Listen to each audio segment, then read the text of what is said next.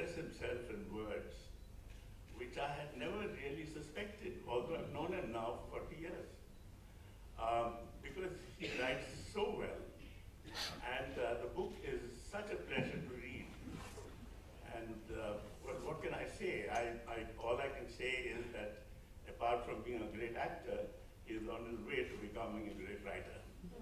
And I'm sure that all of you will enjoy reading the book.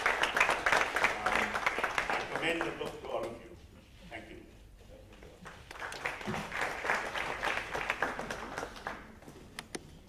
Because according to him or her, the vocabulary betrays the fact that more than one hand has worked at shaping the sentences or something of the sort. So, yeah, I think actors are supposed to have a vocabulary of 3 words. I, me, and myself. And I think so the reviewer was a bit surprised, as are most other people.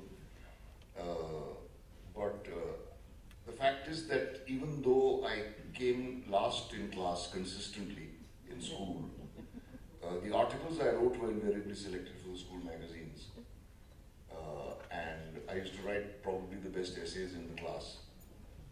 And I always got 100 or 100 in dictation. So I suppose it was germinating somewhere. And it finally found its expression through this book. After all these years, how did you decide that you want to write about yourself? Were you persuaded by a publisher, or did a... No, I wasn't. I was shooting this film, which was boring me out of my skull, and I was living in Prague. You want to name it? The League of Extraordinary Gentlemen. And it was getting colder and colder. Winter was setting in. It was -17 at night. And I was making so much money that I decided to buy a computer and learn how to use it. And that's what I did, and I started writing it for my own amusement, really. I had nothing else to do.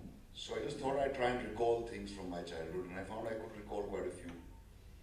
And it was fun remembering all those things, and a sort of a challenge I set to myself was, let me see if I can put it down in an engaging manner.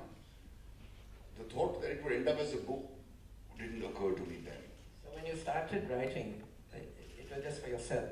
Yeah, and that is why the honesty which everybody has mentioned, because it didn't bother me who's going to think what.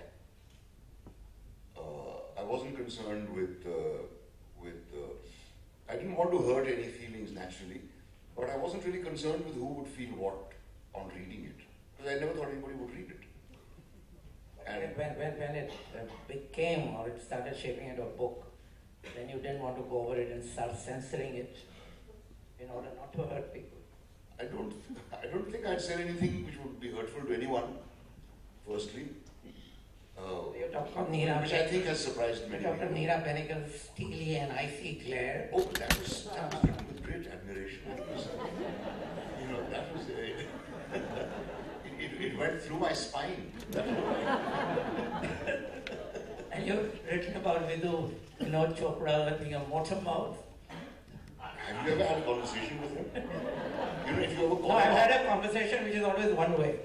Yeah, there's no conversation. If you call him up, you have to say, hello, can I please listen to Vinod?